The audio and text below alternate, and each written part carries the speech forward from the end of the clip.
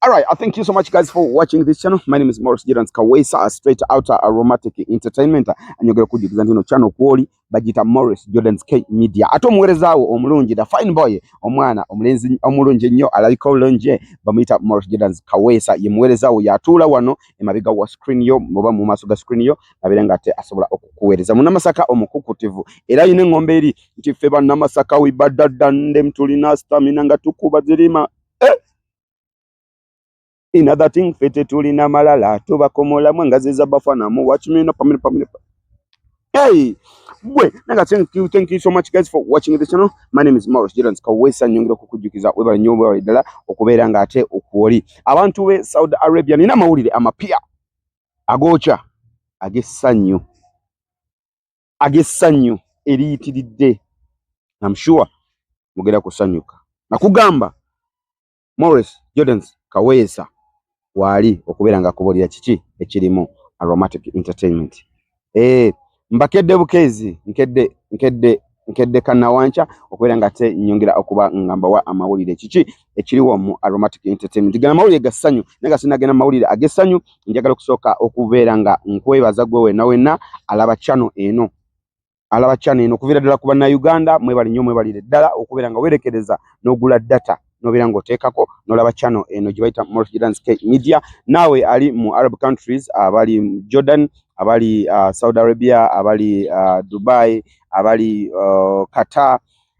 Mukulu Junior nkulamusiza nnyo sebo oli Qatar webali nnyo badala okubeera nga owagira Morris Fashions mwebali nnyo mwebalire ddala era nyongera okubajjukiza nti bane mukulikeyo mu Valentine anti mwangamba nti sometimes kale katukire straight ku nsonga eyo kanveyo maze okubebaza nengera omukulu Sir Ahmed Lubowa antumye nangamba nti no mwebale nnyo mwebali ddala okubeera nga mulaba filimu za Aromatic Entertainment. Wali eri ku channel imanyidwa nga LM Movies okuli Lucky Zare right about now atanalaba Lucky Zare ngenda kukulaba kukusaba genda otekemu Lucky Zare by Aromatic Entertainment oba tekemu LM ojja kulaba Lucky Zare kweri trending nungi nnyo filimu nungi nnyo ewese ekitiibwa eyigiriza esanyusa buli kimu mwekiri omuliro mwekuli fire tension buli kimu mwekiri mu filimu eyo emanyidwa nga Lucky Zare wali ku LM YouTube channel ate nawe ali ku Trust Forms ngendo okunyogera okujukiza nti we bali kulaba Customer Care season 3 ututuze kyoba abadde afuuse ekizibu era abadde afuuse ensasagge ndowooza kasoma ndowooza yamu omanyi abesere bisinga bantu bano babeera n'abakazi nga amanyi nti nno ye yekka yamulina era ye bwamuvaako oba ye Katonda we nti bwamuvaako omukazi oyo ajja kufa oba omusajja oyo ajja kufa. Ekyo si kituufu. Muno mu nsi mwe tuli buli kimu kisoboka ate gwe gwolabanga eyakoma waliwo atamulabanga atandika obutandisi. So Customer Care film etuyigiriza bingi nnyo mwebali nnyo kozi gagombadde nzirabiddeko naye nga kakati ndowooza nzijjeko kakati mu Aromatic Entertainment bulijjo mbadde mujje musaba season 3 eya Neighbor, season 2 eya VIP nga muzisaba njagala okubakakasa era okubagamba nti olunaku olwa njagala bakakasa era bagamba nti olunaku olw'enkya ng'ennaku z'omwezi 24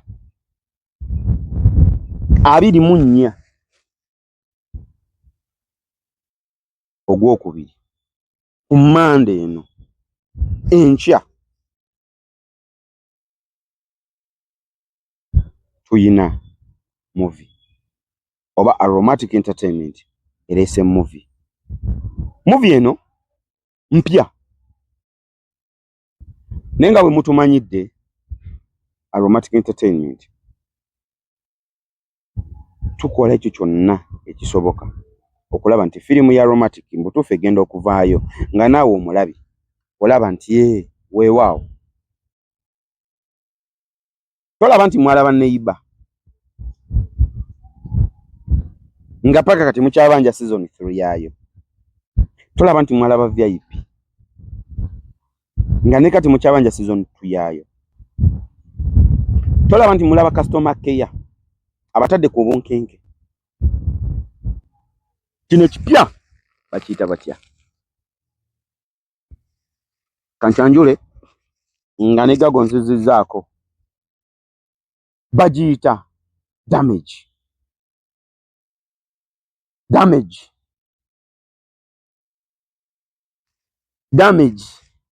Hey! Hey! Boo! Damage. Kubola ekigambo damage, what comes across your mind? Waliwo omukyala ali USA yaŋŋamba nti Morris, ekyamazima muzannye movies nzirabye zonna ezisinga naye mwazannye neighbor. Muzannye movies neighbor naye muzannye best friend. Muzannye movies naye muzannye climax. Muzannye movies naye muzannye customer care. Kati tolaba nti ezo zonna tuzizannye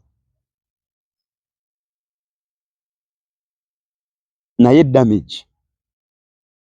Omanyi ebiseera ebisinga ba actors and actresses bakola movies bakola movies zino bwe bazikola olw'okuba nti yaba yagizannya fine agiraba naye nga taddaawo nti naagyesunge kuba yaba yagizannya aba amanyi ekirimu. Ne bw'osanga ng'omuzannyi naye yennyini yeesunga movie gye yazannya kubanga ekyamazima bye tuzannya oba abazannyi bye bazannya baba baabizannya nga babimanyi nti bye baabizannya era bamanyi nti kino bwe kivaako kino kye kiddako. Oluusi ne movie eyo aba amanyi nti nno etandika bw'eti ekomekkerera bw'eti.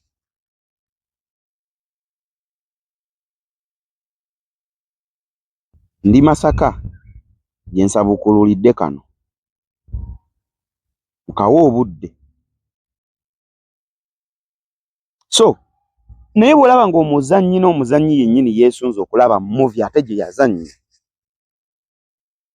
ekyamazima movies ezo tuzizannye. Kati kansooke nkuwe ku line up eya movie eno. Line up tukulembeddwamu omukyala Mberenge Shanta Muwonge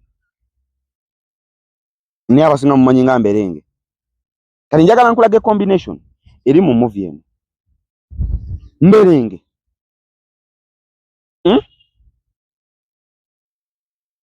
kati Mberenge olaba pesi ye yazanyirako mu movie, olaba ne tension ebeera mu movies z'abazannyi.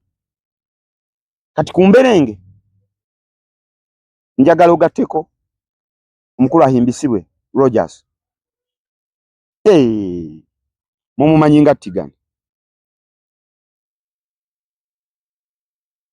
mu VIP.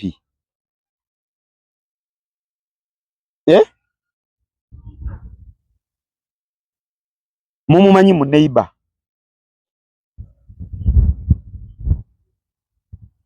Mu neighbor yakuzanyiranga nga Katende.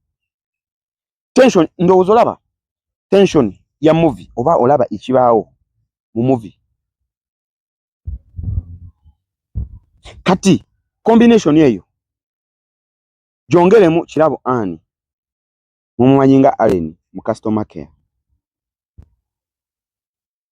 Nsoma line up. Gyongeremu omukyala Rehema Semmambo mumumanyi nga Kirabo mu neighbor. Nannyini kuloga banne ne bawunya. Nannyini Buba mu neighbor season 1 season 2 najera nayolese Buba. Kati tension eyo ngeza kukulaga nti no tension ngeza kukulaga kiki ekigino kati combination eyo nga bonna bagasse wamu. Tuveewo twegattibweko omukyala Sylvia Namutebe.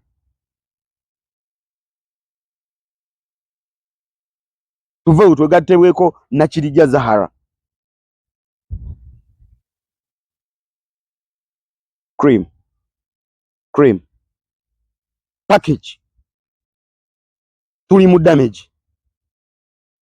Kati kwegwatiweko omukulu amanyiddwa nga Brandon mu Neighbor season 1 and season 2 Saabenzi ninga ate teyayenda byamugwako bugwe. Bano benjogera amanya gaabwe bona bazanye movies nyingi nenkuwako ku movies ezili latest. Kati kuwe moyo yonna ali mu filimu eji Neighbor. Sorry, Damage. Okutandika n'olunaku olw'enkya lugenda okutandika okulaba movie. Okutandika n'olunaku olw'enkya lugenda okutandika okulaba movie.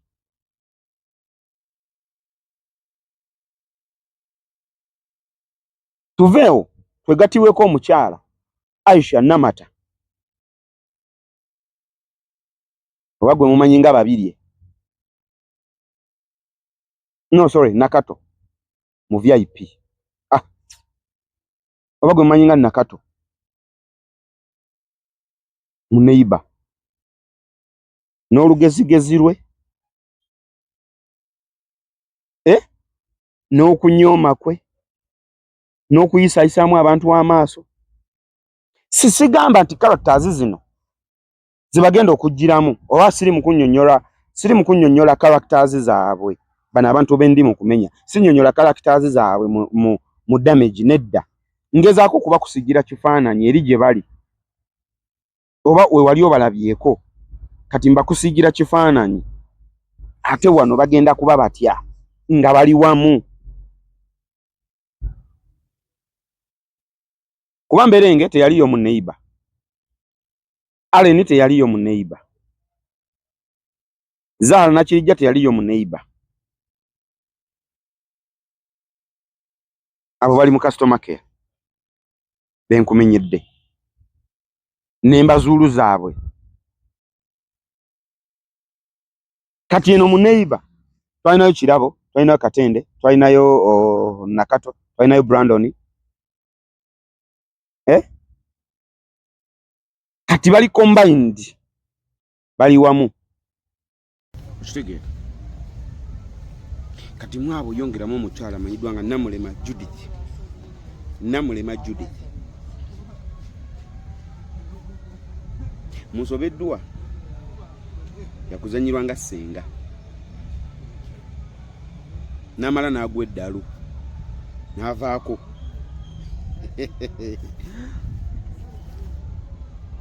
Ate naye nga tension ye ogiraba naye eriki. Ngezaako kukulaga embeera eno eri etya kigenda kubeera kitya mu Damage.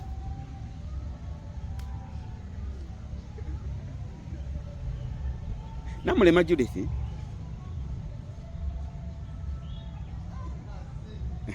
simanyi bwe nnyinza kumubagamba kuba mumumanyi byakoze mu movies zazanye muzirabye mumanyi amaanyi ge. Kuno era ne twongerako omukulu amanyiddwa nga Ismaish. Jasembyeyo okuzanya Neighbor season 2 eyazanye nga afande. Nemwe eno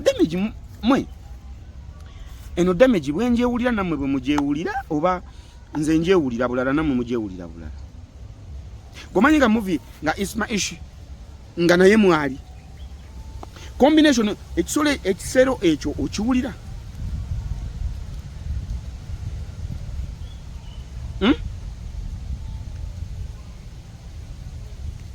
Kola kintu eki wekuumire ku Trust Films Uganda.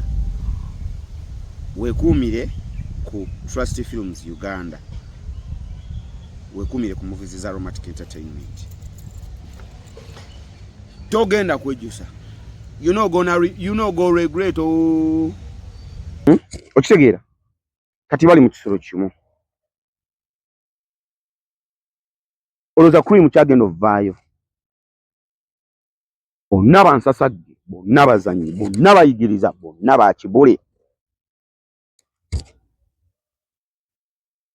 We imagine nga tufunyeeyo kale scene, you never know, nga tufunyeeyo scene nga Mberenge balina we beesanze ne Allen nga buli omu ayagala aviire munne.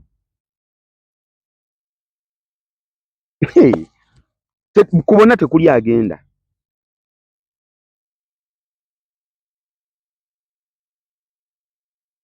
Imagine, just imagine nga Katende Katende nga wasiza kirabo bonna bambazuulo, just imagine kyekiyinza obeera awo.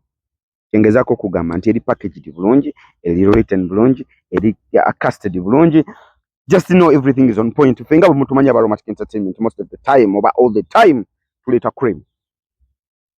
Nenga tewera bina ntino show eno agudda banafe aba Morris Fashions bakugamba nti no bayina engatto buli kika kyangatto kyonna kyoyagala jangu ku Morris Fashions bagenda kuchukua oba mwana adda ku ssomero oba sportswear oba jango oba musonso oba kakondo gwe bakubireko oba ba texting ku WhatsApp eri 0763 855 400. Morris Fashions bagenda kubanga bakolako bulungi nnyo. Ate era nga show eno ewagidda banafe aba Aromatic Entertainment nga bakugamba nti no bali ku YouTube channel emanyiddwa nga Trust Films, balinayo filimu yaabwe empya bagita Customer Care. Ate ne ku LM era balina filimu yaabwe empya emanyiddwa nga Luxury. Babebaza okubeera nga mubawagira n'olwekye bagamba nti no filimu ezo yongera okuziraba. Ate ng'era Aromatic Entertainment bennyini balese kano akapya akagenda okutandika ku Monday oba ennaku z'omwezi nga 24 kagenda okutandika. So n'olwekyo leeta abantu n'olwekyo beerako ku Trust Films kagenda bakayita damage kagenda kubeera nga kabeerako n'olwekyo amaaso ku timbe. Omukyala Nampijja Florence naye ayongera kujjukiza nti no ayina Flora Secret nga bali wali Emmengo okumpi Menga awo kumpi ne Fufa. Bw'otuukaawo kipande ojja kuba okira Flora Secret. Balina engoye zonna, balina bu dress obwakabi, balina buli kimu gwe ky'omanyi, bu skirts, bu jeans, bu top bulungi nnyo. So nawe beera ng'ogenda Flora Secret nawe beere ng'ate obawagirako. Thank you so much. Bampita Morris Jordan Kawesa straight out Aromatic Entertainment. No channel kwoli bagiyita Morris Jordan Media ate nga presenter waayo bamuyita Morris Jordan Kawesa. Munamasaka omukukutivu atatya biduduma, ate munamasaka omukukutivu ow'ettabu, ate olulenzi lwa Aromatic Entertainment. I love you so much. Ate until we meet tomorrow. But tubadde mu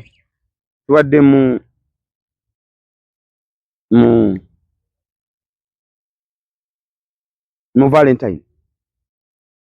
Tubadde mu Valentine modes, Valentine screens. I congratulate you all abasobodde okufuna ebimuli ebya Valentine. And let me tell you guys, one of the reasons nalina wano program nga bagiyita nga yakunoonyeza ku bantu ku babeezi. Naye nagijjawo. Lwaki nagijjawo? A lot of people ask me lwaki wajjawo program yali enyuma, program yali eyigiriza, yali etufunira. Bana ebintu by'omukwano byo byannema otegeera.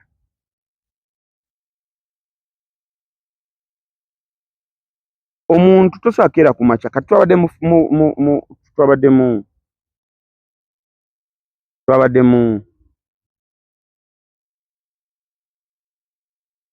bimuli mu Valentine Eve, but yaleka abantu nga bakaaba, yaleka abantu nga basanyuse. You know, when you over expect obeera disappointed. Most of the time when you over expect, trust me, 90% obeera disappointed.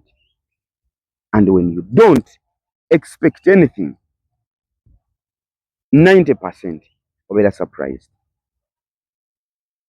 Kubanga oba tolina kyosuubira mu mwagalwawo nga tolina kyosuubira ne bwakuleetera akakomo kano Valentine osanyuka nnyo.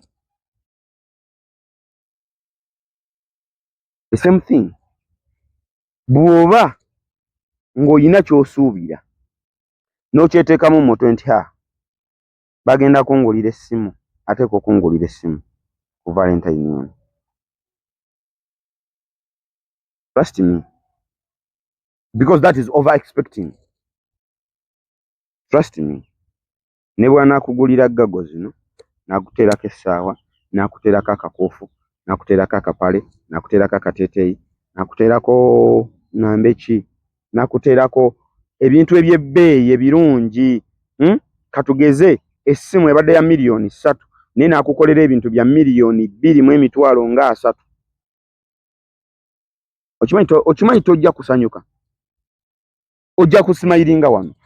Thank you. Thank you. Mananga, oh my God, you surprised me. Nenga mutima osanyuse.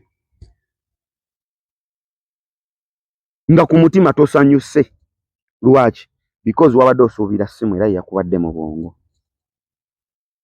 Bakuwadde ebirala tebikwatagana na ku kye wabadde osuubira. Ojja kusanyuka.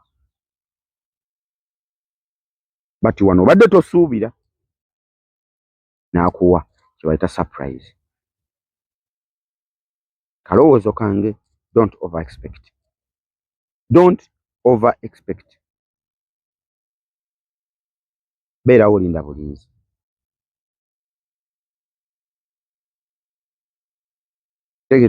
Linda bulinzi. Led kirala kyenyo ekukabadde just kalowoozo. Kakati ekirala kyenzo bagamba nti ababadde bansaba emirimu zimwenna kubanga mbadde nfunako ku bantu abajja mu inbox zange bansaba emirimu mulimu. Kakati nyongera okubajjukiza nti bakama bange, baganda bange, bakyali bange, banegu bange, bakapo bange, njagala okukola mukisa guno okubategeeza nti munnange emirimu nze nyinza okuba nga right about now sirina, but twafunye omukisa jangu ku namba y'essimu ngenda zibaterawo awo okube mukubire.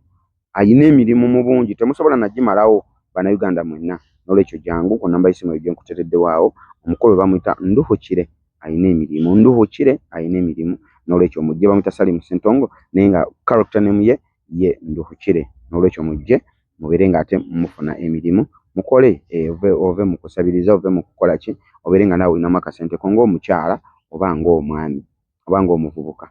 Weekolera akasenteko obe ng'okayina. Kekabadde akalowoozo kange. Thank you so much. My name is Morris Jordan Kawesa, straight out of Marketing System. Until we meet again, I have a blessed night. Bye-bye. Kinafunye mpologoma olundaba ne wuluguma. Ebana masaka wibadandan dem tulina stamina nga tukuba guno muziki. Ina that impete tulina malala tubakomola mangazi za bapana muwasimina pomile. Bachali bange mugabo mutaka ntino muri bulungi bamuta Morris Jordan Kawesa, straight out of Marketing Entertainment. Nyongera kubajigiza ntino channel kwoli bagita Morris Jordan Media. Webali nnyo ubadde kubira ngate okyatwe kumide ko buli kimu kitambula dala bulungi oba buli kimu kitambula dala nga bwe twakiwala kakati.